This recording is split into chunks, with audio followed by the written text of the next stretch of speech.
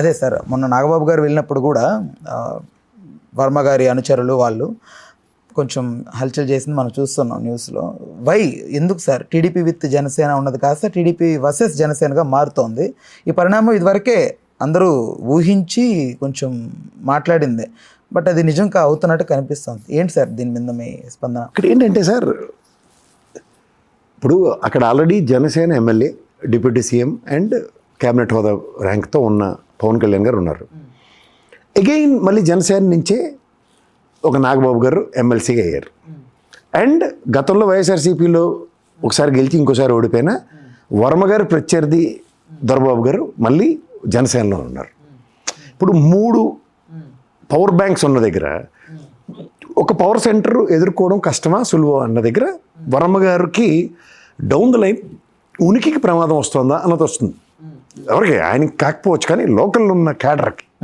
So అది తెలియకుండానే ఒక ఫ్రిక్షన్ ఉంటుంది. ఎందుకంటే ఏం ప్రామిస్ ఎమ్మెల్యే మీరు పవన్ కళ్యాణ్ గారిని గెలిపించడానికి వర్మ గారు చేసిన కృషికి గాను పార్టీ కానీ కూటమి కానీ ఆయనకి సముచిత స్థానం, గౌరవం ఒక ఎమ్మెల్సీగా ఏదో అనుకున్న దగ్గర 10 నెలల వచ్చింది.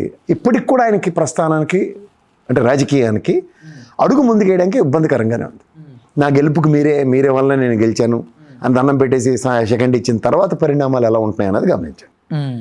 అది కాక స్థానికంగా 40 పైచిలుక సంవత్సరాల లెగసీ కలిగిన తెలుగుదేశం పార్టీ, దానికి ఒక క్యాడర్ ఉంది. ఆ క్యాడర్ ఎలా ఉంటుందంటే సంయమనం, విచక్షణ ఇవన్నీ ఎప్పటికప్పుడు కోల్పోకుండా నియంత్రించుకోవడం ఒక ఎత్తు. కానీ ఒక డిఫరెంట్ ఫ్రిక్షన్ ఎప్పుడైతే ఉన్నప్పుడు నువ్వో నేనా అన్న దగ్గర వాళ్ళు నువ్వో నేనా కలియబడడానికి ఉంటారు. ఆ కలియబడే దగ్గర ఏమవుతుందంటే మళ్ళీ డిస్పారిటీ. ఇప్పుడు నిన్న జరిగిన పరిణామాల్లో నాగబాబు గారు వెళ్ళిన తర్వాత ఒక ఉద్రిక్తత, ఆ ఉద్రిక్తతలో మాట పెరిగింది.